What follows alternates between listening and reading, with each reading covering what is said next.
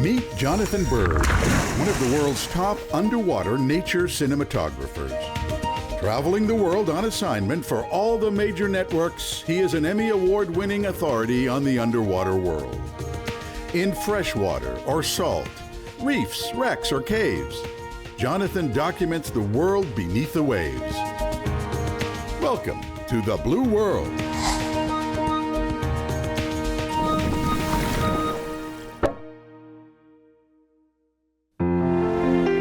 Lake Champlain, comprising almost 500 square miles, is the 13th largest lake in the United States. It's a boater's paradise. But the lake is large enough that storms have sunk hundreds of vessels over the years, making it a popular scuba diving destination too. Lake Champlain spans the border between Vermont and New York State and stretches up into Canada. In colonial times, the lake was used as a water highway between the St. Lawrence and Hudson valleys. But because it also provided direct access from British-controlled Canada, it was of strategic importance to colonial America, both to defend borders and for trade.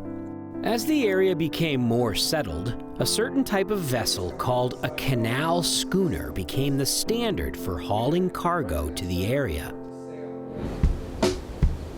Today, I'm heading to beautiful Burlington, Vermont with Zach of all trades, cameraman Zach, and Annalise, our new assistant diver.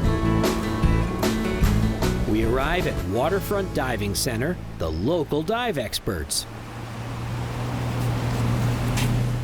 And apparently we're early. It's locked!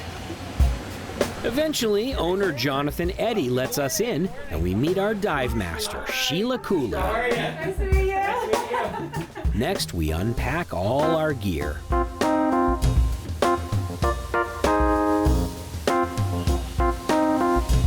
It's not a huge boat, so it's easier to set our gear up at the shop. The boat is a few hundred meters away, so we load our gear in the shop truck. And then it's time for a dive briefing on today's adventure. All right, so 2 dives is the plan. So the OG Walker and the General Butler, these are historical sailing canal barge boats. Then we don our dry suits and walk on down to the boat.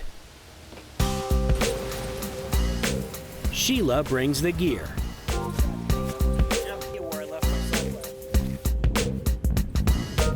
At the waterfront, Captain Larry has brought what looks like a World War II landing craft right up on the boat ramp. This comfortable vessel will be our diving platform for the next 3 days. It's a bit overcast and windy, but the breakwater protects the marina from the lake waves. Outside the breakwater, waves are crashing on the bow and splashing us, so it's time to finish suiting up.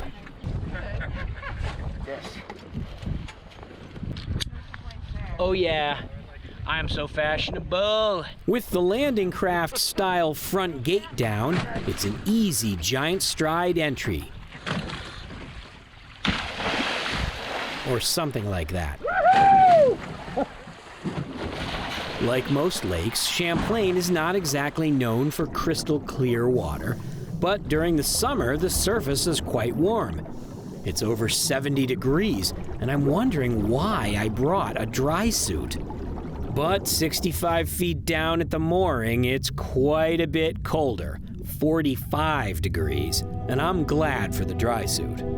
We follow the guideline from the mooring to the wreck of the O.J. Walker. The O.J. Walker is a historically significant wreck that's part of the Lake Champlain Underwater Historic Preserve. The wreck is covered in zebra mussels.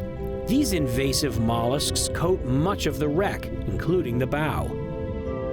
There's a deadeye on the bow, shimmering in the thermocline.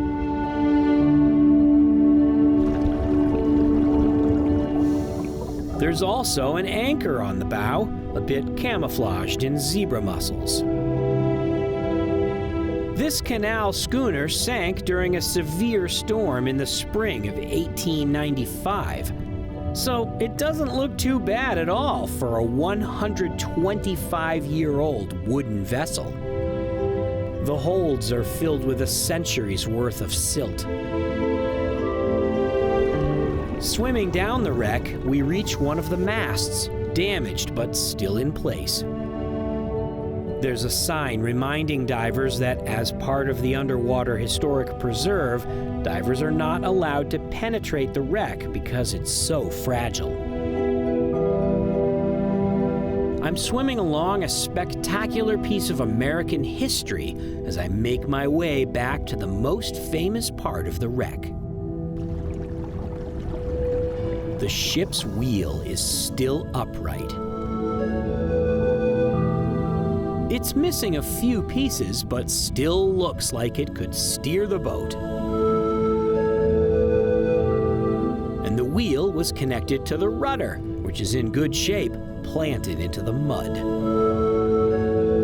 The O.J. Walker had a working career of 33 years hauling heavy cargoes. When she sank, she had a load of bricks and ceramics, which can still be seen on the wreck.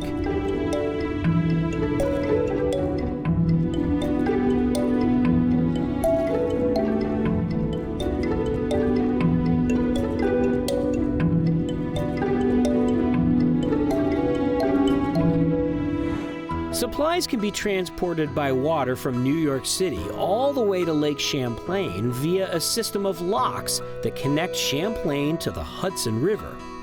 When a river has a large elevation change, the result is either a waterfall or a section of rapids, neither of which is possible to navigate in a large boat. To get around that, you can build a system of locks, which basically creates an elevator for boats. By controlling the water level in the locks, you can raise boats to sail upstream, or lower them to sail downstream. Between the Hudson River and Lake Champlain, there are currently 13 different locks, each with an elevation change of between 4 and 6 meters, allowing boats to make the journey. Requiring very little power, in the 1800s this was by far the most efficient way to move large quantities of materials to and from New York. There's a practical limit on how large a lock can be, and that limit dictates the size of the boat. The original lock system was completed in 1823 and enlarged in 1862. It could accommodate boats about 88 feet long and 14 feet wide, so that was how large the canal boats were.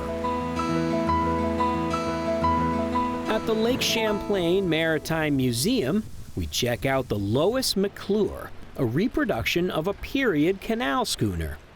Canal schooners were sail-rigged boats that could travel across the lake on wind power, then lower the sails, pull up the centerboard, and go through the locks being towed by horses from shore.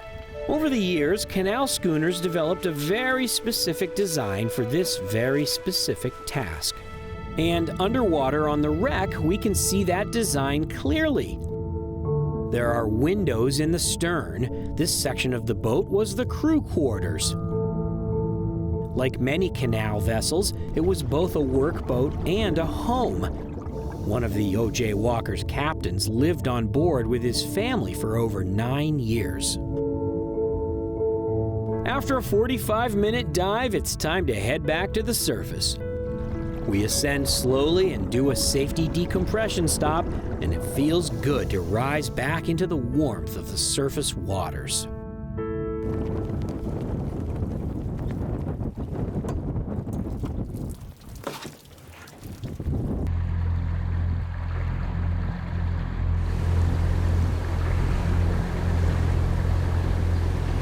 Back at the museum, we meet Chris Sabick, the Director of Archaeology and Research. Even though the museum is closed during COVID, we get a private tour.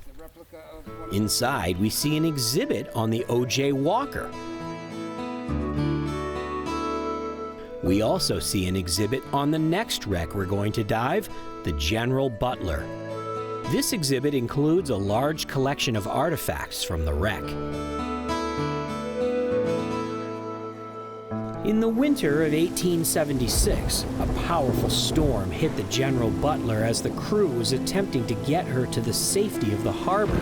The steering linkage broke, and the wind blew the boat right into the breakwater, so close to the harbor.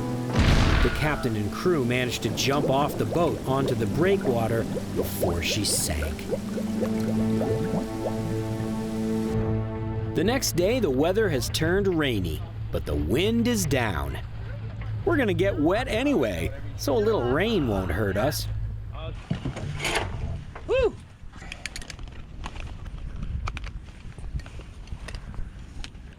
Woo!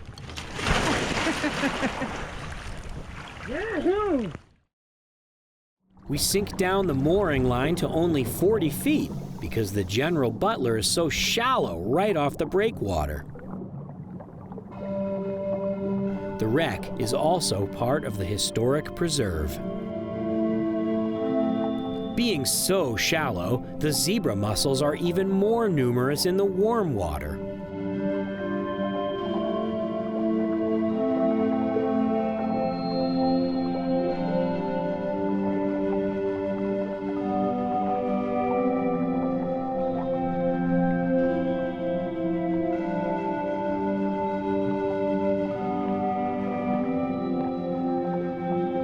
But the fish seem to love the warm, shallow water too. There's a huge school of perch.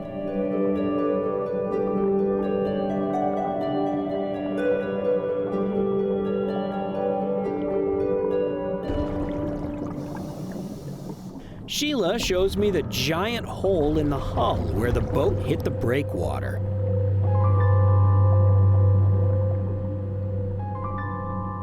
As a classic canal schooner, the Butler has the same basic stern design as the O.J. Walker.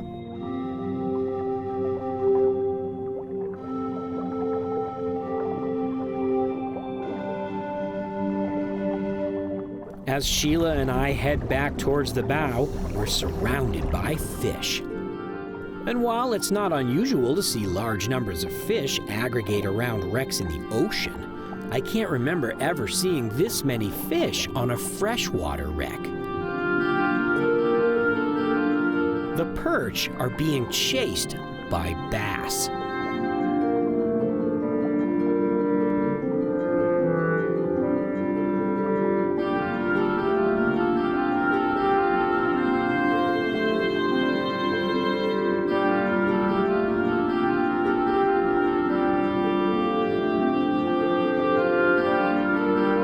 Hey, you guys, this is a historical wreck. You're not allowed to go in there.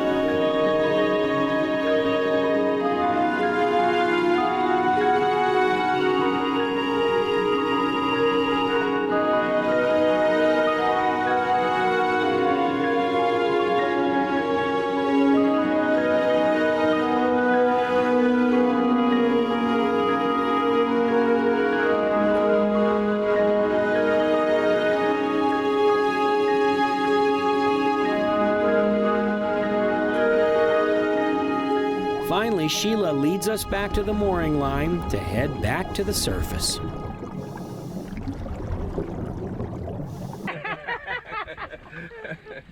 Diving the canal schooners of Lake Champlain was great fun and a fascinating look into American history. I never expected diving in a lake to offer so much excitement. There are dozens of wrecks in Lake Champlain, and we filmed several of them. So stay tuned for more Lake Champlain adventures in the blue world.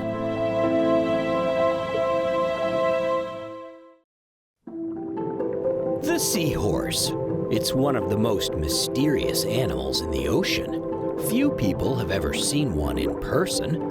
And for scuba divers, finding one of these cryptic, camouflaged fish on a dive is considered grounds for bragging rights.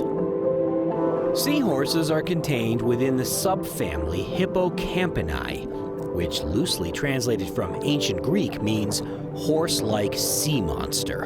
And while they certainly have a horse-like head, monster is a bit of a stretch, considering that most seahorses are only a few inches tall, and the largest one in the world is only a tad over a foot tall. Seahorses are part of a family of fish called Syngnathidae, which means fused jaws.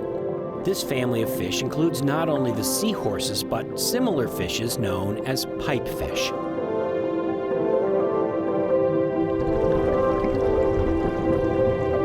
The fused jaw means that seahorses and pipefish can't open their mouths very wide. If I was a seahorse, I'd have a very hard time eating a sandwich. Get in my belly. Seahorses and pipefish all have fused jaws, elongated snouts, a lack of pelvic fins, and a body covered in thick bony plates, making them somewhat unappetizing to predators. Pipefish in general look like eels with a seahorse head. They come in all colors and have become quite specialized for their environments.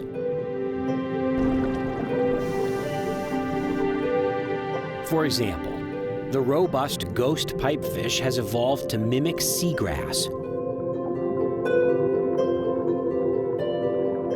It floats within the seagrass undetected until it can grab some prey, like a tiny shrimp or copepod. The ornate ghost pipefish has frilly projections that make it look a little like a feather star. It can camouflage easily among feather stars while waiting for prey. There's even a remarkable pipefish that looks exactly like Halimeda algae. While pipefish tend to be swimmers, seahorses have mostly become adept at not swimming. They have a prehensile tail for hanging on to things and staying very still to avoid detection. Some seahorses have taken camouflage to a very high degree of sophistication. The pygmy seahorse, only a centimeter tall, looks just like the sea fan in which it lives.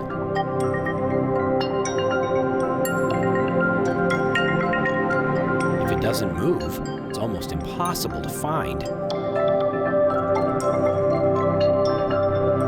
A large sea fan may host a dozen or more of these tiny inhabitants, but predators swim right by and never know they're there.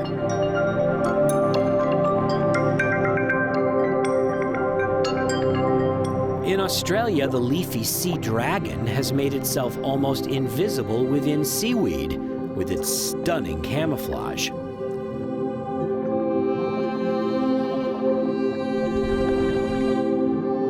And while this fish definitely looks like a seahorse, sea dragons are actually more closely related to pipefish.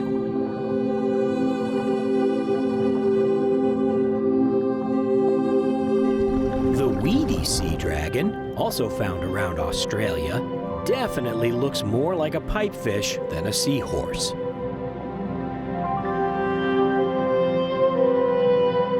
And another member of the family which defies easy classification, the pygmy pipe horse, which looks like a cross between a seahorse and a pipefish. But the taxonomy experts tell us they are pipefish that look like seahorses, not seahorses that look like pipefish.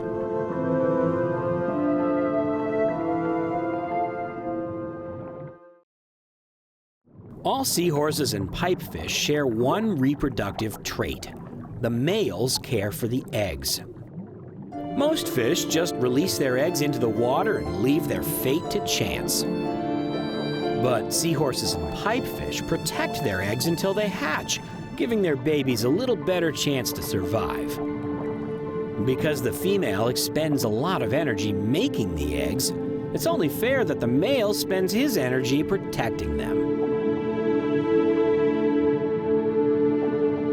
Some pipefish males carry their eggs around on their body until they hatch.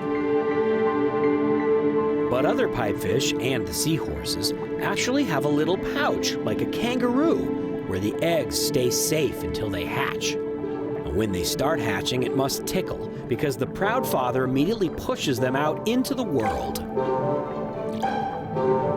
At this point, the babies are on their own. No parental care or college tuition. Because seahorses and pipefish can't open their mouths very wide, they feed in a special manner called pivot feeding, where the seahorse snaps its head quickly, forming a small vacuum in the mouth which sucks in the prey. Occasionally, a seahorse might literally bite off more than it can chew.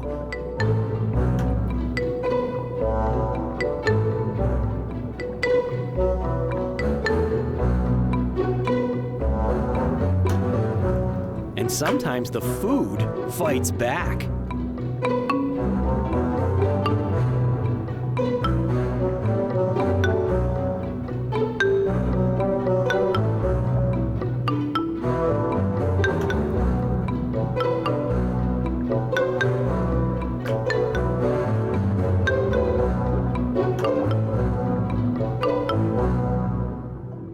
While seahorses and pipefish are mostly found in tropical oceans, a few species can be found in cooler, temperate waters.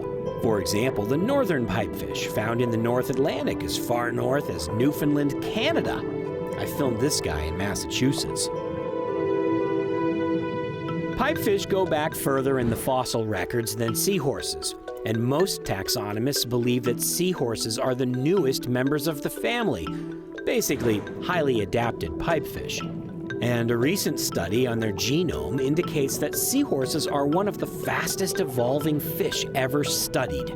So who knows, maybe in a few hundred years they will be sea monsters. That would certainly make diving even more fun. In the meantime, seahorses and pipefish are among the most magical and wondrous fish in the sea. Certainly one of my favorite things to see on any dive in the blue world.